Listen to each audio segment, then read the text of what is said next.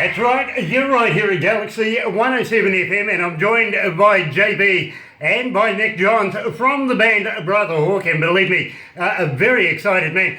Just reading in the news, Bieber gets a shoe thrown at him because he didn't know the words to his own song. That's funny. I think it's quite poetic. Good morning, good evening, gentlemen. It must be evening over there by now. And I've got to thank you guys for taking the time out today to talk to us here in New Zealand, down under. Absolutely brilliant work. You guys are huge stars, I'm sure of it. We're working on it, man. We're just glad you enjoy it. We appreciate you having us. Oh, look, it is an absolute pleasure to have people of your caliber with us having a chat about this. And of course, we're going to get you guys into Crank It Up magazine as well. I'll tell you a little bit more about that as we go. But believe me, I want you to tell me about Big Medicine, because such a great track to start with. We kind of think it's a very earthy kind of song. Now, you've also got a festival under the Brother Hawk and Big Medicine banner. Tell me all about that as well. Yeah, well, the song Big Medicine is actually a song that my brother and I, who's not in the band, we wrote it before we even had a band, and we wrote it about our family. That kind of song is kind of about how he and I grew up, and our parents and things like that. And when we adopted it into a Brother Hawk song, it just kind of really clicked and became one of our favorite songs to play, and kind of became a thing. So when it came time for when we were doing the fest and wanted to think of a good name, it was just the first thing that came to mind, and it's just kind of really stuck with us and what we do in that kind of way.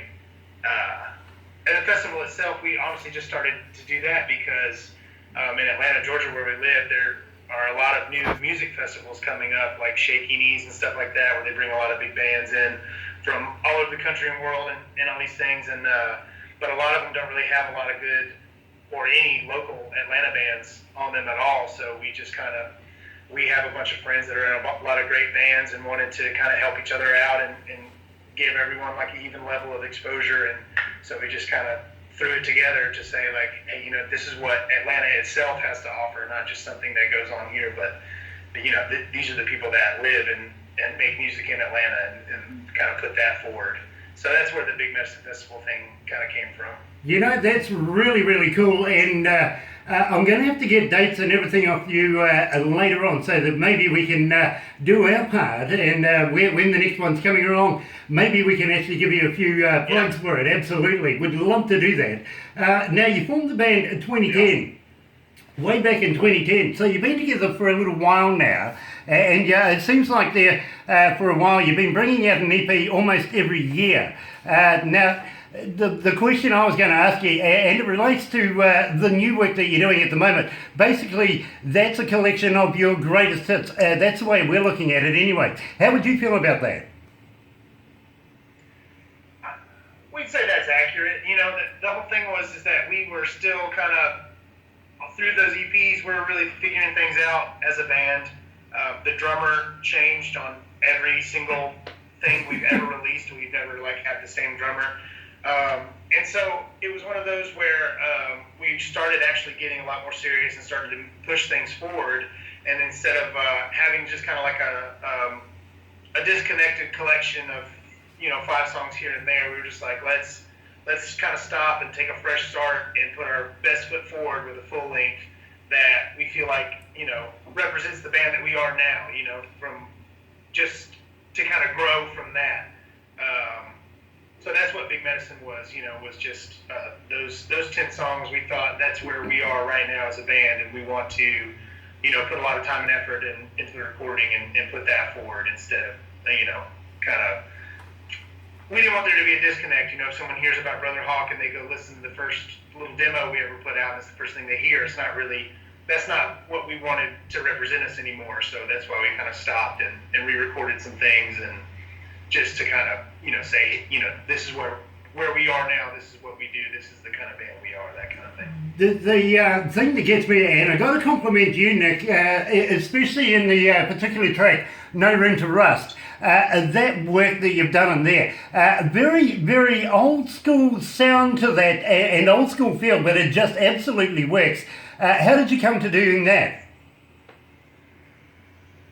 Well, the studio we recorded in had a really nice old Hammond B3 and a Leslie cabinet speaker, and we went and we cranked everything all the way up to Leslie. We cranked the preamp and the organ up and just let it rip, and we really, really liked how it sounded. So, Well, yeah, I've really got to compliment you.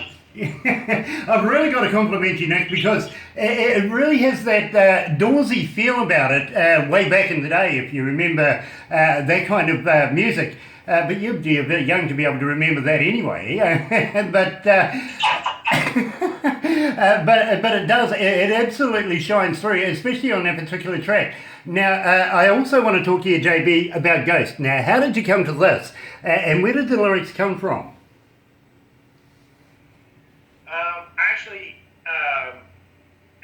literally had a dream about someone from my past and I just woke up and I could just really feel them really strong and was thinking about them. And that's that song's a kind of a rare occurrence where I picked up a guitar and sat down with nothing, and 30 minutes later that song was finished.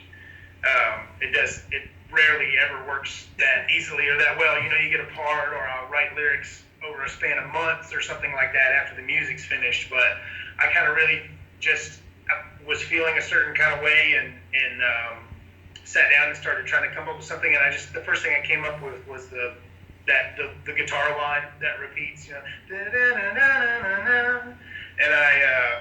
it just kind of came out, you know, and that's when you feel really lucky, when you just kind of pull one out really quick like that. You know, some of the bands that I talked to over the many years that I've been doing this have said the same thing. You know, the best songs that we've ever written were done in 5 minutes, basically on a on a Starbucks napkin, if you know what I mean. So I can relate to that. So what we're going to do right now, JB, is we're going to play a Ghost. Here is Brother Hawk right here at Galaxy 107 FM and Ghost.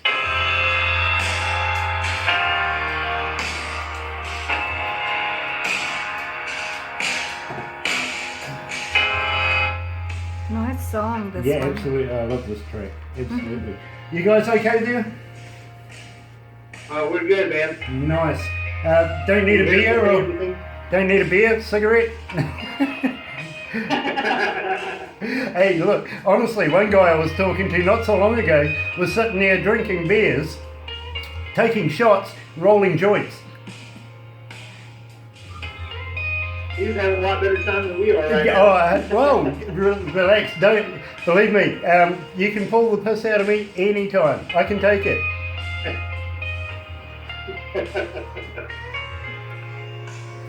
This is great work, guys. Just love this stuff. I'm still here. Thank you so much, man. We really appreciate y'all playing our stuff. I love how they say you all. I've added you guys to the breakfast show and a number of other shows that we feature here at Galaxy. And as I said to you, bro, we only play good bands, good music, and the cream comes to the top, if you know what I mean. So we've really got to thank the people that have put us together, because our fans are just eating you guys up right now. As we go through the conversation, we have a number of people that want to bring bands here to New Zealand, and we want to be able to submit you guys into that. That's why we want you in the magazine. The owner of the magazine wants to do that. Yeah. Which would be great, because we want to get you guys together. We have a number of other bands that are pretty much the same genre music of yours, and we can make it complement each other, if you know what I'm saying. Absolutely. Also integrate you guys with some of the local talent we have here in New Zealand. We think it'd be an absolute killer show. Knowing that you know about festivals and everything, JB, I'm sure you can follow through what I'm saying, if you know what I mean. Yeah, 100%. Yeah, that would be fantastic. And So we think that, honestly, the audiences here in New Zealand, by the stats that we get when we play your music, it just goes bloody ridiculous. I've got to be honest with you. And we get, I'm getting emails all the time through my little devices here asking things like, Nick, are you married? Well, you know what I mean? All sorts of things like this, because they're listening, they want to know about all these sorts of things. I will probably ask you, so be prepared for that. Also, I want to talk to you about where you're looking at recording, what you're looking at finishing up right now, and your future touring dates coming into summer and stuff like that. So we can get all that information out to our listeners. These are the things they want to know. So, and when we can get you down here. Believe me. Yeah, ASAP, right? Well, I get that so much. The receptionist comes in all the time with little notes going, Brother Hawk, when are they touring? You know, so it's a question I've got to ask, but we will try and do something within our power to get you guys here, because we think, Yeah, that'd be good. and we might even share you with Australians. See, we got nothing to do with them. Yeah, it's like the American-Canadian thing. You know what it's like, eh? Right. Yeah. They don't go hand in hand. No. We love to hate the Australians. It's a rugby union thing. Right, yeah. Anyway, let's go back to the desk. I'll be right with you.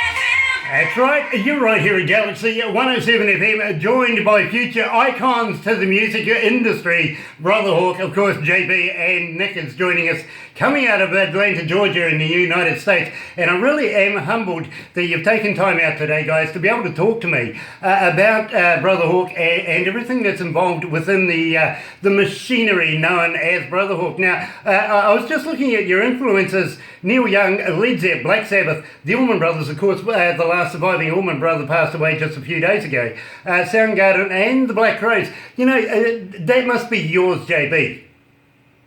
Yeah, I made that list. Right, yeah, I thought so. I thought there was a bit of you right there. So, Nick, who were your influences? Well, I grew up as a classical pianist, so I listened to a lot of classical music, and then Radiohead, Sigur Rós, Sufjan Stevens, more on like the, alt rock side or folk rock stuff. But I also really love the Black Crowes, and my dad I grew up listening to my dad's Jethro Tull collection. So, there's a bit, I don't always admit it, but there's a huge influence there with Ian Anderson. So. Jethro Tull, who could go wrong? Yeah, absolutely. Yeah, I'm a big fan as well. So you've got me right there, to be quite honest. Now, 2014, you started the festival, and how did you come to actually putting it all together, JB? It must have been a lot of work for you. I'd love to pretend like it was, but I really just I had 4 or 5 bands really specifically in mind. And I just called them and I said, hey, here's what I'm thinking, and just kind of explain the whole idea of it, like we're not getting on any of these other festivals, so let's do our own festival. And everybody was just like, yeah, I'm in. And the venue that we typically do it at is the Basement, and it's in East Atlanta. And the guy that runs that is also a friend of mine, Chuck Sammons. And so I really just called 4 or 5 friends. And they all just said yes, and then it happened. It really wasn't all that difficult. You know something? Barbara is the manager here at Galaxy 107 FM for Aurora Entertainment, which tours bands up and down the country here. And sometimes with Australia, as I was mentioning, we have this love-hate relationship.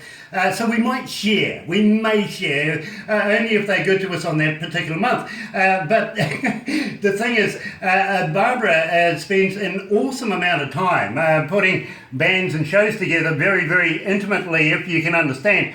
And she works her tail off, and you're so nonchalant about the whole thing that she's sweating right now. She's going, I don't know how you could do it so well.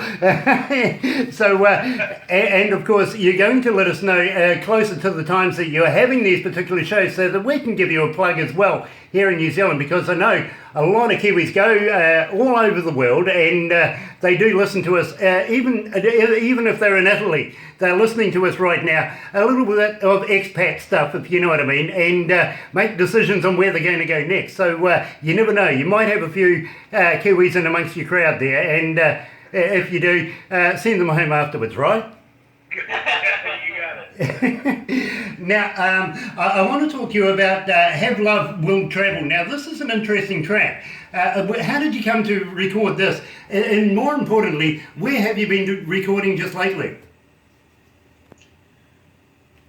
Go ahead, Nick. Tell them where we're recording. Downstairs. If you're that track, this album in particular was recorded at a studio called The Quarry. It's in Kennesaw, Georgia, which is just outside of Atlanta.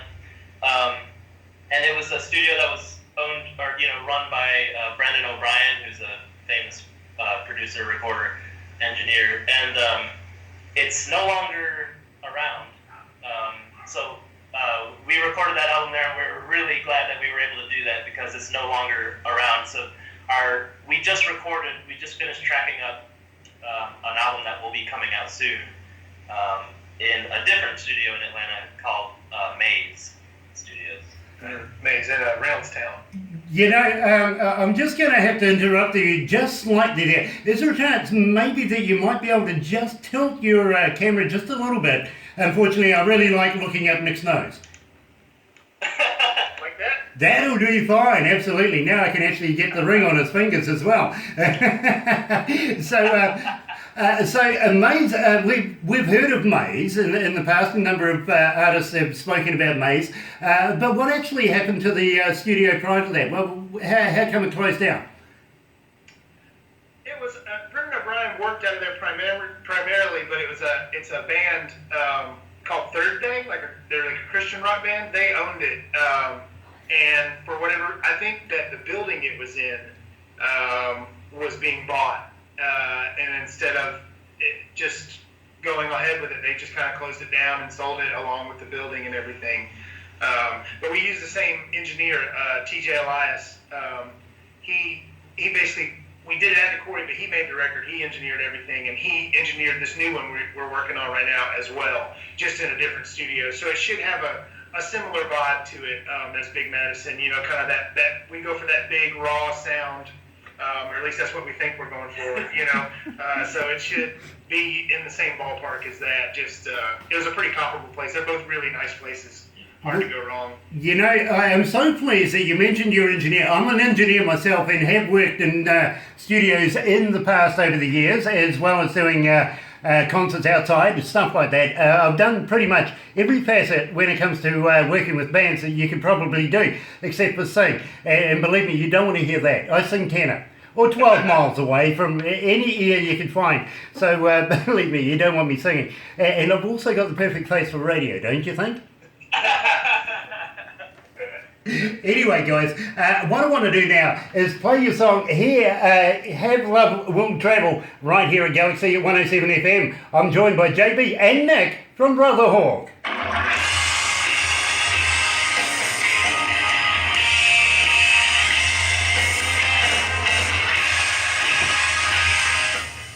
You comfortable, guys? Oh yeah. Nice. So next what we'll do is we'll talk about your future touring because you're coming into summer now, and also touch on your websites, all that sort of stuff, Facebook, Twitter. I'm sure you have it all. Do you actually answer the fans when they ask questions, talk to you and stuff like that? Absolutely. Anybody that sends us any, we try not to leave any message unanswered and reply to. Let everybody. We try to really stay on top of that. Awesome. It's always nice to have a band that's approachable, if you know what I mean. So, and believe me, our fans want to know these things. Simply because they want to be able to buy your music, maybe not download it free. I always advocate for buying music because that's what it's about, you know what I mean? And the merchandise, all that sort of stuff. So we'll go down that road. And the next song we have coming up is Half Empty. I'm really interested in the song. Absolutely superb piece of work, it really is. So I want to talk to you about that as well. Sure.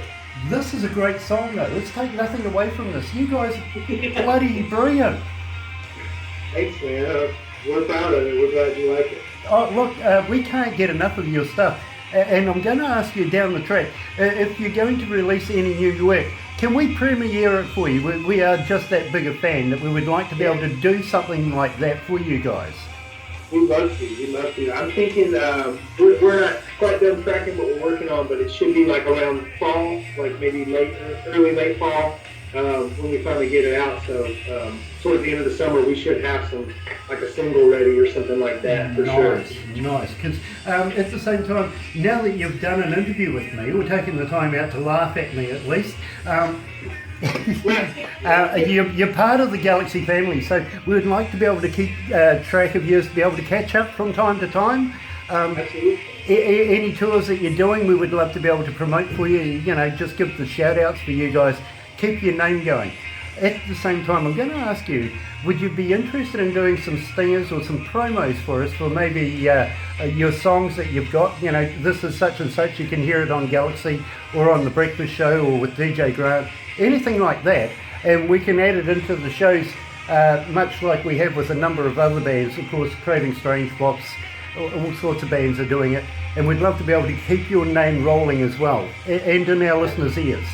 So if that's feasible, we would love to be able to do that for you. Or any promotion. Yeah, any promotions, anything like that. Anyway, let's go back to the desk.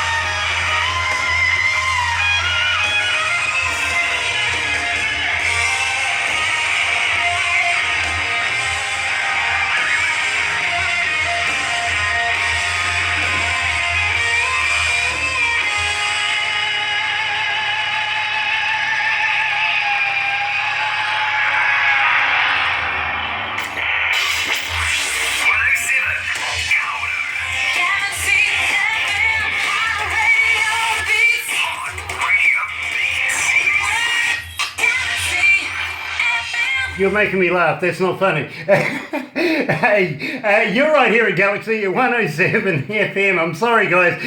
Barbara was just doing something that took my mind completely off what I was about to say. But we're joined by future rock legends in the industry. Of course, JB and Nick Johns as well. And coming from the band Brotherhook, I'm just so fascinated with the work and with the band itself. Now, I want to talk to you about the Lynyrd Skynyrd's Simple Man Cruise. Tell me a bit about that.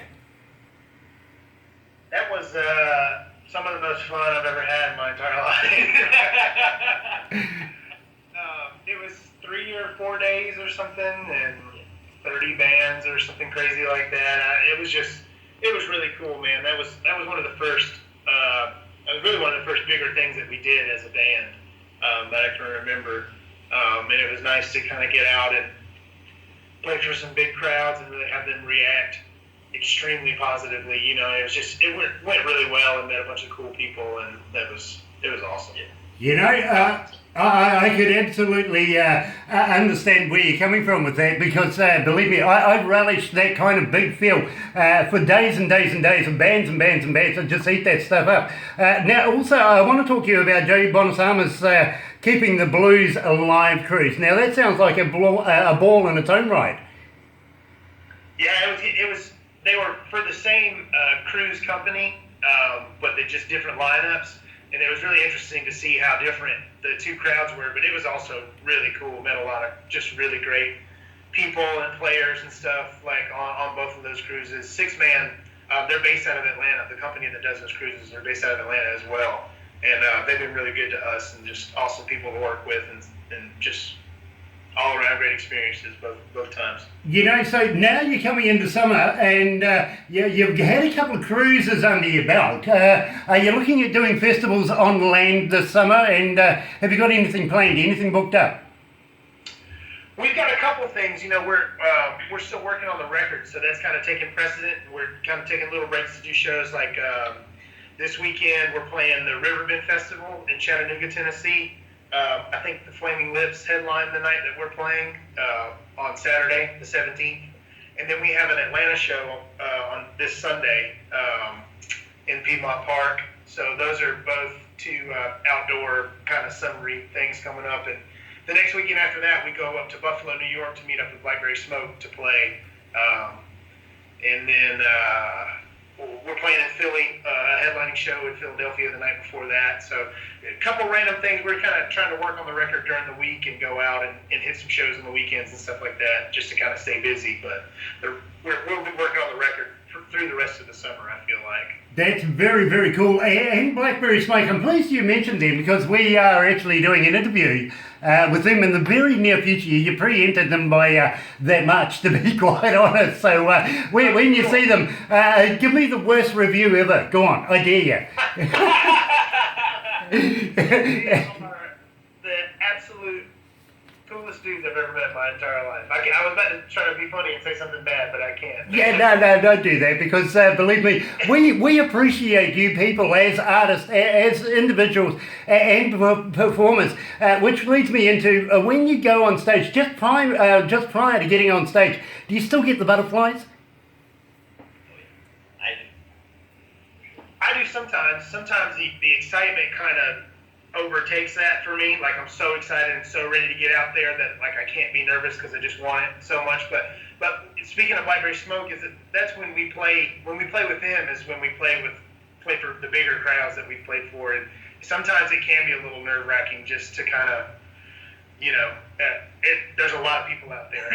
You know, like, when you hit the stage and it's not, you know, and you're opening for somebody else, so there's always that kind of, there's a little bit of uncertainty because you never know how the crowd is going to be, you know, but typically by the first two notes, that's all gone. Yeah, absolutely. I can understand it, and believe me, I've worked with bands myself for many, many years, especially big events and big festivals and stuff through my career, and it's the same question that I ask everybody. Do you get a little nervous before you go on stage? And you'd be surprised at the answers. And in fact, one young lady said to me just not so long ago, you know, Grant, just moments before I get on stage, I hear that crowd, I get a pee. And I'm going, now, I needed to know that. Thank you. You know, really, that was good choice. So we just played with Blackberry Smoke recently, and for our set, I wasn't nervous whatsoever, but I sat in with Blackberry Smoke on Willin' by Little Feat, and when I was waiting to come out for that, I was losing my mind, like forgetting the lyrics to the song and I couldn't keep it together. So it's really different for stuff like that. You know, it comes at me hard on that, whereas when we play our own set, it doesn't really matter. Again, I can fully understand. Now, I want to talk to you about Half Empty. Now, I'm very, very interested in this. Love this work. Absolutely brilliant work. Tell me, how did you come to do it? This is another one, actually, like Ghosts, where I had an idea and I sat down, and just a few minutes later, there was the song. You know, it wasn't a lot of these, some of these other songs, they're really drawn out processes of like writing the music and then maybe months later writing lyrics or something like that. But I was watching The Grapes of Wrath, and not even hadn't put it on. It was just on TV, and I just caught a little piece of it, and I guess I just really felt it that day. That kind of sense of like, there's so many people that have just like had so much more of a hard time than I probably ever will. As long as, you know what I mean? No matter what happens to me, there's people that, there's a lot of suffering that I just won't ever know.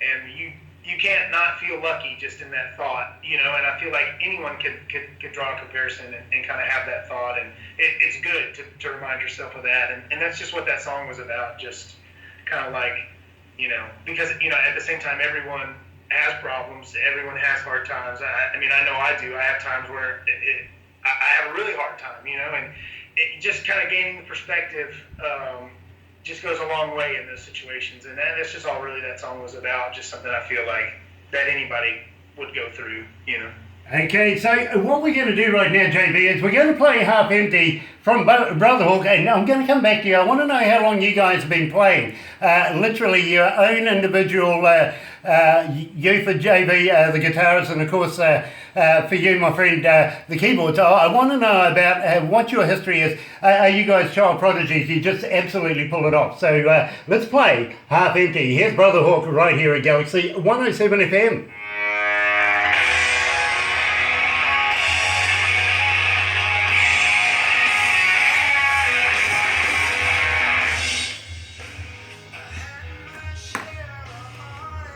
I like the So song. that is my question to you, JB. Are you a child prodigy as far as playing the guitar? Because you're so accomplished at this. Well, thank you for that. I don't necessarily think that about myself. I feel like I could be a lot more accomplished. But I started playing when I was 9 years old. I'm 31, so. Oh, so you were a late bloomer then. Yeah. I am compared to this guy. He started playing piano when he was 4. Yeah. Now this is something that I wanted to talk to you too about, Nick. Is your classical background?